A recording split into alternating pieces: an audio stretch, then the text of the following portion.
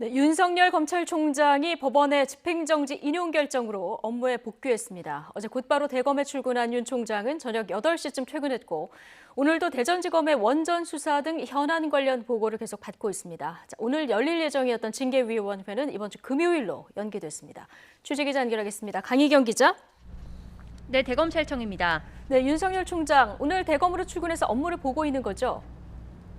네, 윤석열 검찰총장은 오늘 오전 9시쯤 대검으로 출근했습니다. 어제는 법원에서 집행정지 인용 결정이 나온 직후 1층 현관을 통해 출근하고 간단한 입장도 밝혔는데요.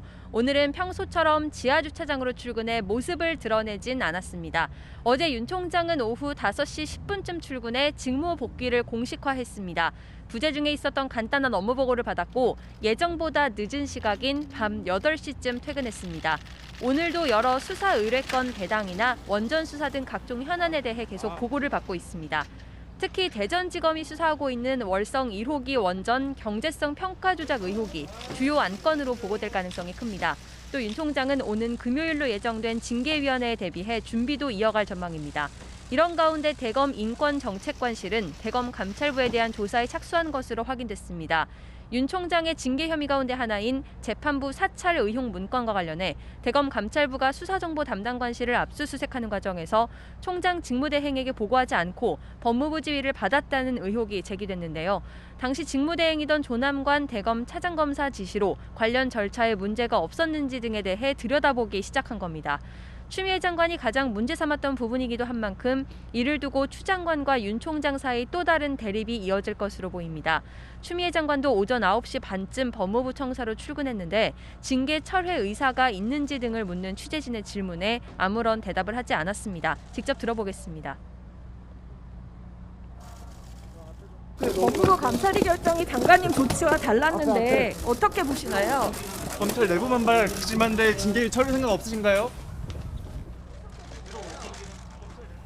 네, 오늘 원래대로라면 징계위원회가 열릴 예정이었는데요. 이번 주 금요일로 미뤄졌어요. 네, 징계위원회는 원래 오늘 오후 4시에 열릴 예정이었습니다. 윤 총장 측에서 어제 오후 징계위원 명단 등을 확인할 수 없다며 기일을 미뤄달라고 요청했는데요.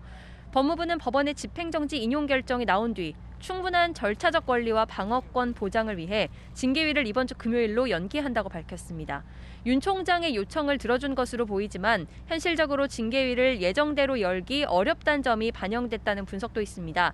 그제 고기영 법무부 차관은 최근 일련의 사태에 책임을 통감한다며 사의를 표명했고 오늘은 검찰 내부망에 글을 올려 어려운 시기에 소임을 마무리하지 못하고 떠나 죄송한 마음이라며 검찰 구성원 모두가 지혜를 모아 극복해내리라 믿는다고 인사를 남겼습니다.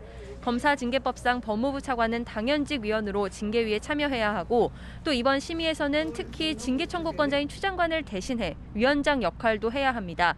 이 때문에 징계위를 여는 것 자체가 불가능하다는 지적이 나왔지만 추 장관은 예정대로 일정을 진행하겠다는 뜻을 다시 한번 분명히 했습니다. 어제도 징계위 연기를 발표하면서 후임 인사를 조속히 실시할 예정이라고 밝혔는데요. 이르면 오늘 인사가 발표될 거란 관측도 나오고 있습니다.